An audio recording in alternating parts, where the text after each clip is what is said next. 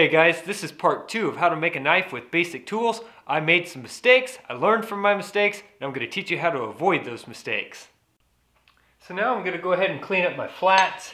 I've got my surface plate here. You can use anything that's just super flat to do this. And basically just lay it on there. You don't want to put a lot of pressure on the front of the blade because it'll widen this section here. So this is I really only put pressure on the handle.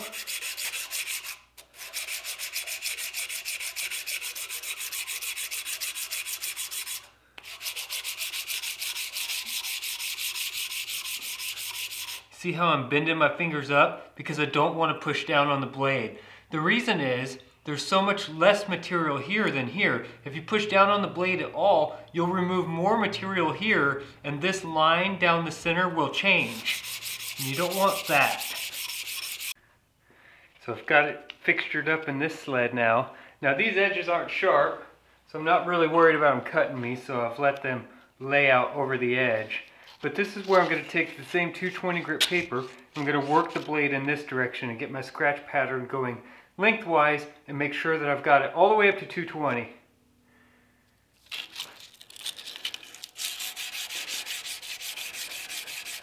This is awesome.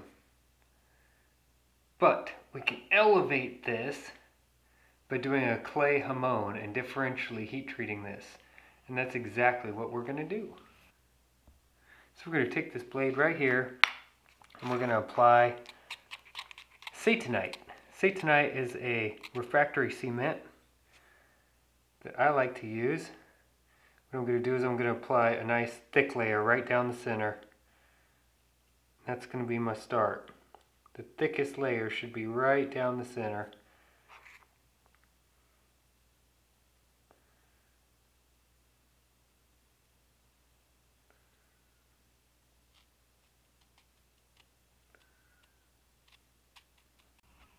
Alright, so that's what I ended up with right there. Nice and thick, both sides.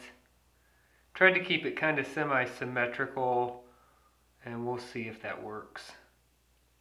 So now I'm just going to hang this like that and let it dry for 24 hours, and then we'll heat treat it. I went ahead and enlisted some help in the shop. Super great with fire.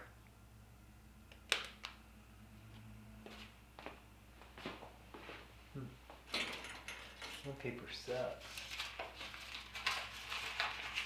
Why do you do that? Okay, here, write it again. Talk about a pro. Right.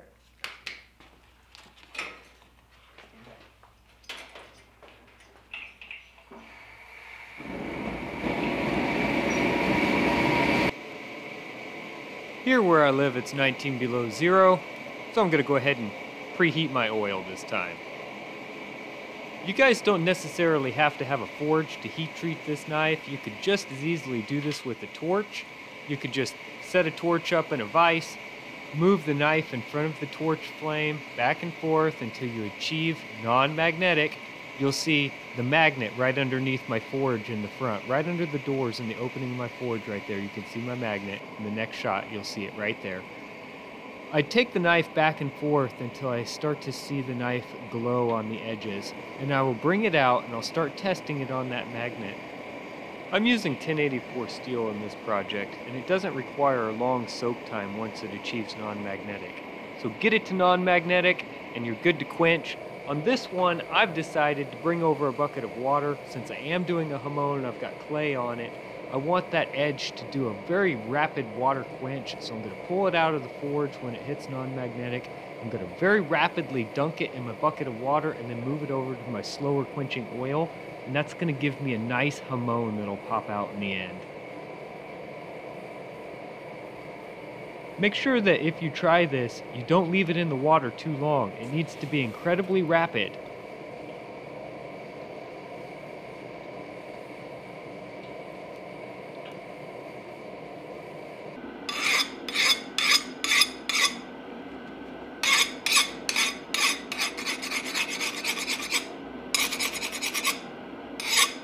Nice and hard. You have to make sure that you let this cool all the way down before you test it with the file. So many people pull this right out of the quench and then they file test it and they think, oh, I better re-quench it because it didn't harden up. But you gotta let it finish its transformation. You gotta let it cool for a minute and make sure that it's nice and that the metal's gone through its full transformation.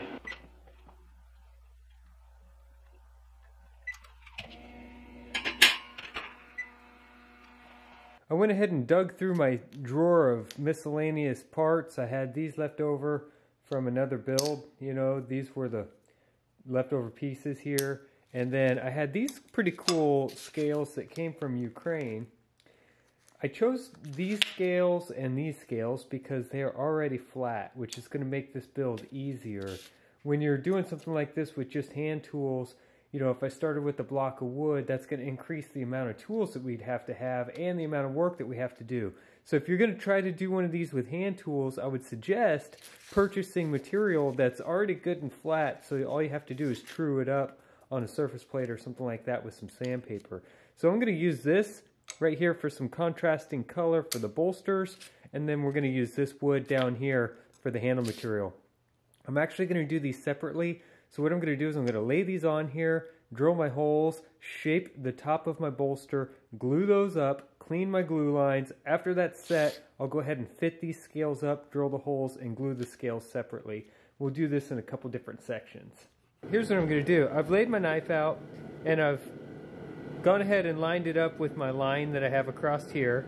And then I've come in with my scribe, and I've put a dot right in the middle of each one of these holes.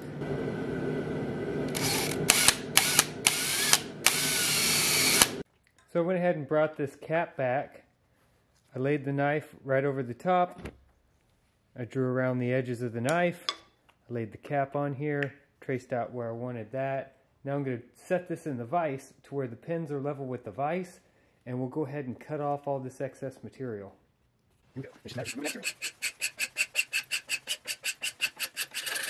Alright, so we went ahead and profiled those to rough shape.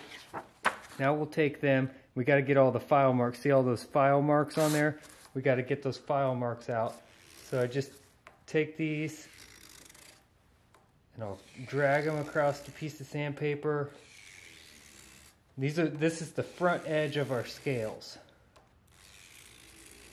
Everything's cleaned up and cleaned with acetone. We're ready to do the glue up. So I'm going to go ahead and mix my 2-part epoxy here.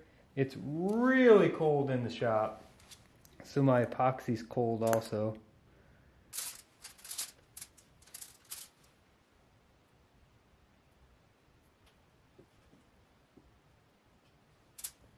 I know which side this is because the other side has my Sharpie marks on it.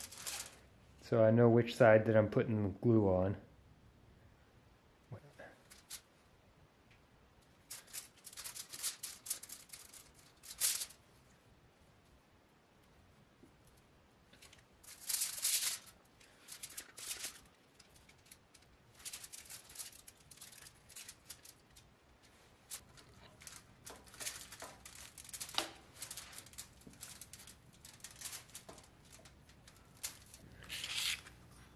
These scales I brought in from Ukraine. Absolutely beautiful wood, but I will soon find out how terrible they smell. Oh my goodness, when you cut this wood, it stinks terribly. Worse than ironwood. I'm just going to go ahead and take them, throw them on the surface plate, and flatten them out. It's always a good practice to start with the flat piece.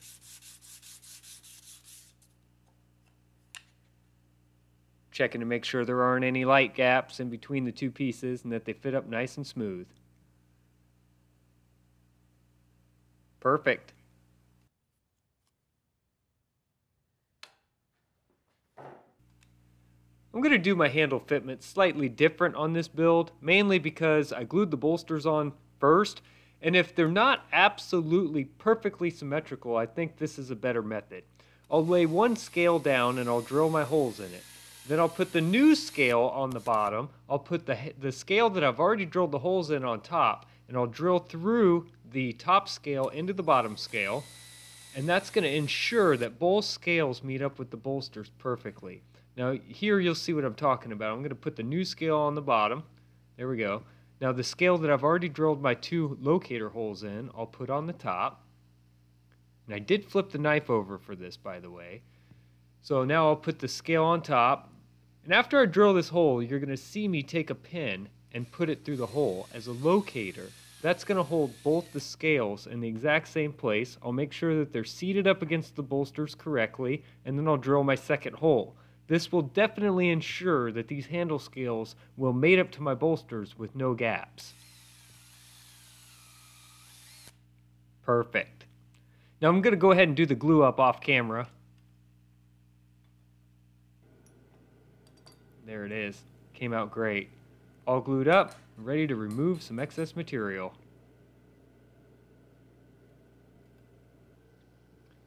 Over to the angle grinder. Now, this raised a lot of eyebrows in my last video. I got several comments about how dangerous this is right here. I'd like to say a couple things about how I'm using my angle grinder. One, this is a flap disc, and I don't see it being any different using my angle grinder like this than using a disc sander or a disc grinder. It seems absolutely identical to me. I even run my disc sander at similar speeds to the angle grinder mounted like this. It's very solid in the vise and it's not going anywhere. And I think that this is a really neat method for you to hold your stock very squarely to the angle grinder and get pretty decent grinds for profiling.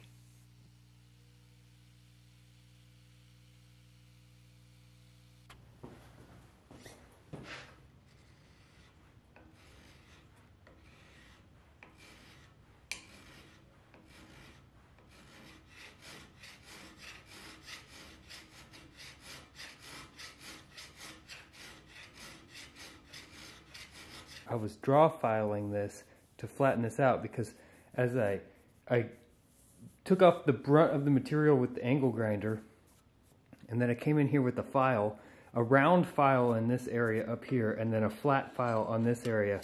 And all I did was keep the file flat so that this is 90 degrees, and you just continue to shave the metal off, draw filing, and that flattens all your little valleys and peaks out until you have a nice smooth flat spine right there. And you're going to work that all the way around the butt of the knife and the other side until both sides are nice and congruent.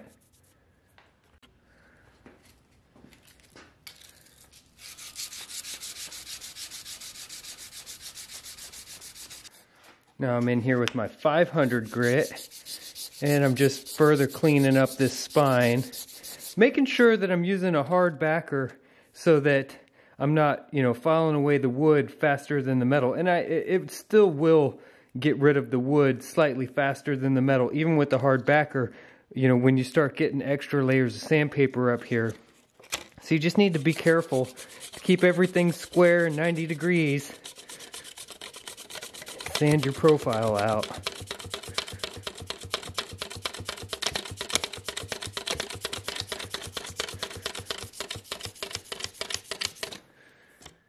That up there, and then I just use a little piece of a round up here. Sometimes if I get a lot of wraps around my sandpaper here, I can just use this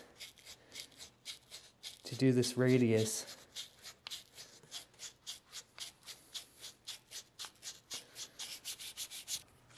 Now that I've got the profile done, it's time to sand these flats out again.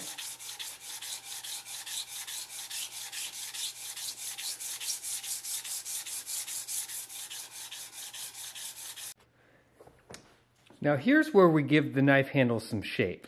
So right now, we've got it square here, and it's flat and polished here. So now what we're going to do is we're going to measure off with this guy right here. We're going to create a distance that... You've seen me do this on all my knives. There's no reason why I wouldn't do it on a knife like this. Create that line all the way around the knife.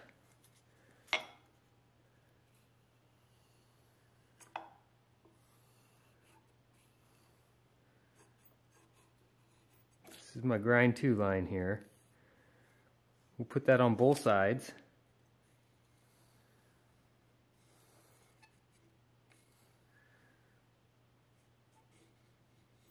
I'll show you here in a second what this looks like.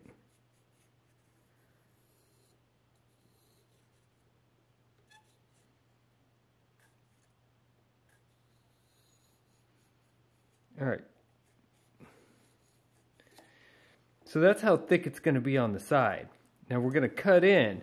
Now if I do the same thickness right here, then it'd just be a short triangle, and this would be a big long flat section here. And I'm not really going for that. I'd like it a little more round. So I'm going to widen this out just a little bit. And we're going to draw another line here. All the way around.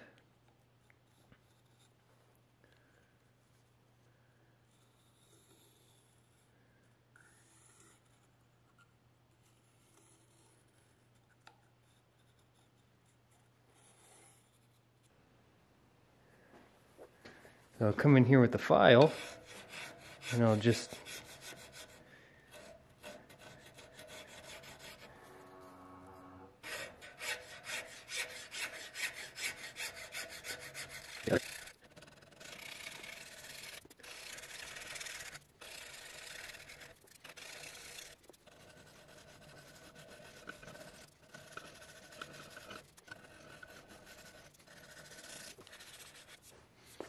just like that. See how I've almost met my, actually I can go a little bit farther here. It's funny, I didn't see it in person, but when I looked through the camera I could see it. Kaboom. A little bit more down here.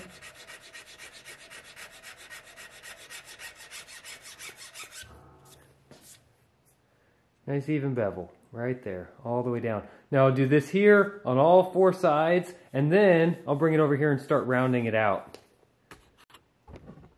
Now I've got those cut in all the way around, I'm just going to do a gentle shoe shine method here.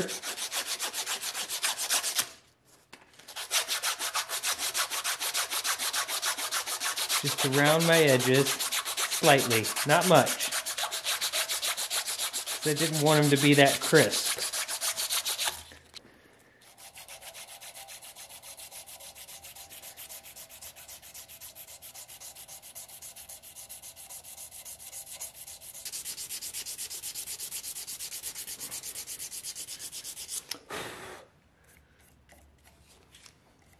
I'm going to tape this off a little better so I don't get any scratches on it. That would really suck.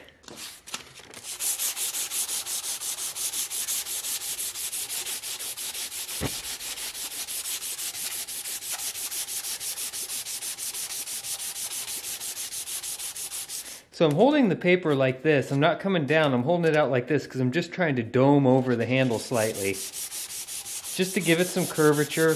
So basically I cut in two facets and it had a ridge line up here on both the facets, and I'm knocking that ridge line down to kind of just give it a gradual dome.